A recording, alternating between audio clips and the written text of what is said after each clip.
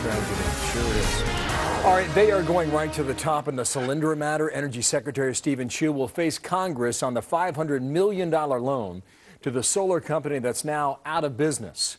The congressman leading that hearing is Republican Cliff Stearns out of Florida. He's my guest in Washington, and good morning to you.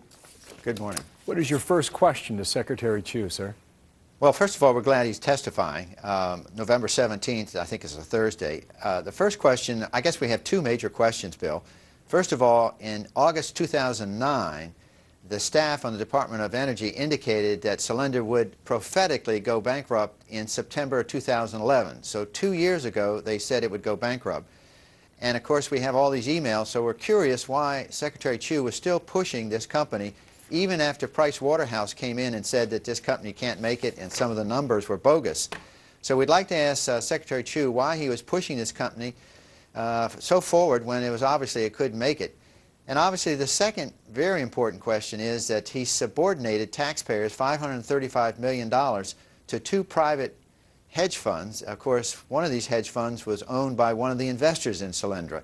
And when I talked to the Secretary of Treasury's Chief Financial Officer, Mr. Berner, he said over 28 years of experience at the Department of Treasury, he has never seen a subordination of taxpayers' money to outside commercial loans. So I think the Secretary has to answer those questions. Thank you. You laid it out very well. Is this illegal? Did someone break the law?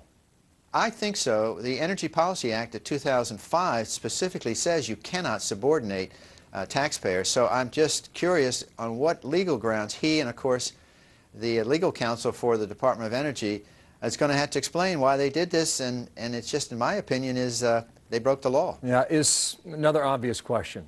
Have you found yet whether or not someone is hiding something?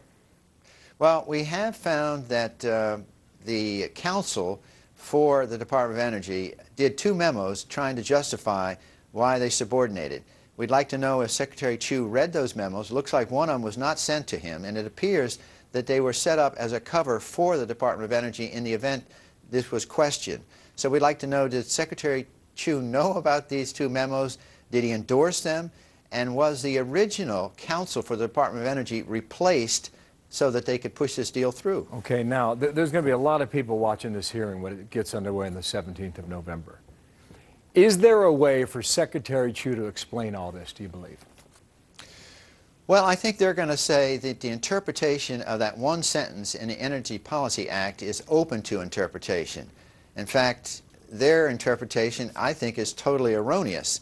But I think the American people have a right to hear his side, as well as the Department of Energy's counsel, who we intend to bring up before we bring Secretary Chu up, so that we hear their point of view under oath, and then hear Secretary Chu under oath describe why he agrees or disagrees. All right, and you pointed this out too. These reports suggest that the investors in the company, the deal was reworked so the investors get paid back before the taxpayers. And I know that is chief on your list there too.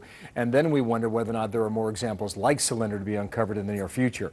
We're watching on the 17th, sir. Thank you for your time. Cliff Stearns, my guest out of Washington.